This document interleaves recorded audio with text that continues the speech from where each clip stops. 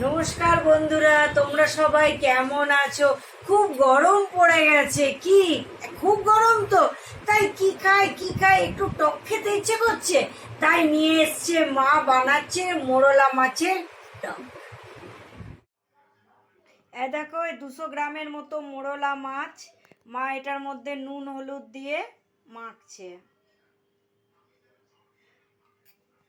হ্যাঁ, নুন দিল, হলুদ দিয়েছে, এবার নুন দিল, দিয়ে এগুলো ভালো করে মেখে ভাজার মতো মা তেল দিয়েছে। এবার মোরলা মাছগুলো মা দিয়ে দিচ্ছে। এখন বাজারে অনেক মোরলা মাছ উঠেছে, তাই ভাবলাম একটা মোরলা মাছের কিছু রেসিপি বানাই, তাই বানাচ্ছি আমরা মোরলা মাছের টক। দেখো মাছগুলো মা ভাজছে। দেখো মাছগুলো ভাজা হয়ে গেছে, এবার মা তুলে নাও।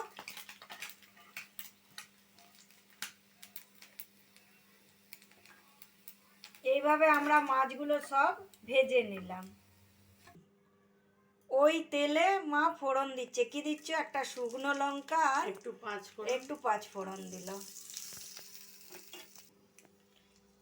একটুখানি আদা বাটা। কতটা দিলে?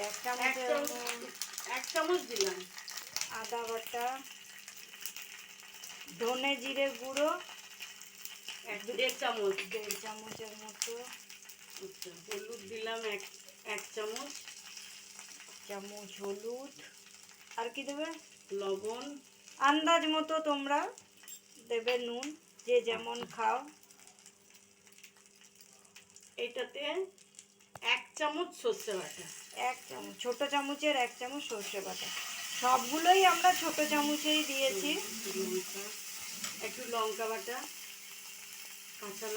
কাঁচা লঙ্কা যে যেমন তোমরা ঝাল খাও তেমনি দেবে।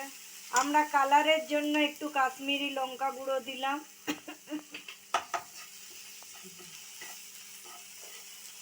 দিয়ে মশলাটা একটু কষতে হবে,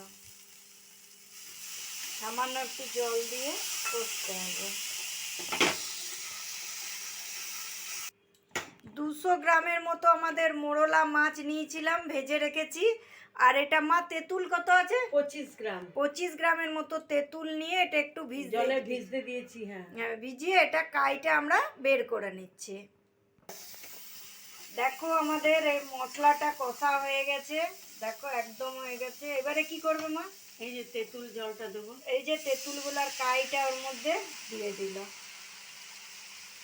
তোমরা যারা তেঁতুল খাও না তারা এটা শুকনো আমকে গুলে বা একটু করে দিতে পারো। দিয়ে একটু সামান্য মা জল দিল, দিয়ে এটা ফুটতে দিচ্ছে।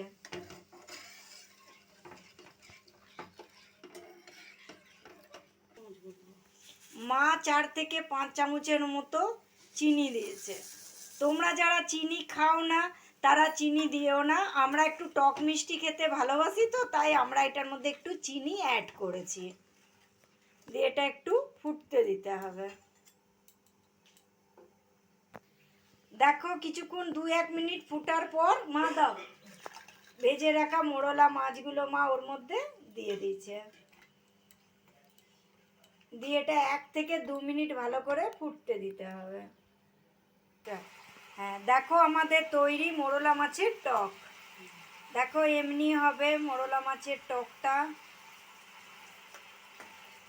তোমাদের যদি আমাদের রান্নাগুলো ভালো লাগে তাহলে একটা লাইক, কমেন্ট আর আমার চ্যানেলটাকে সাবস্ক্রাইব করবে। তাহলে দেখা হচ্ছে আবার একটা নতুন ভিডিও। বাই।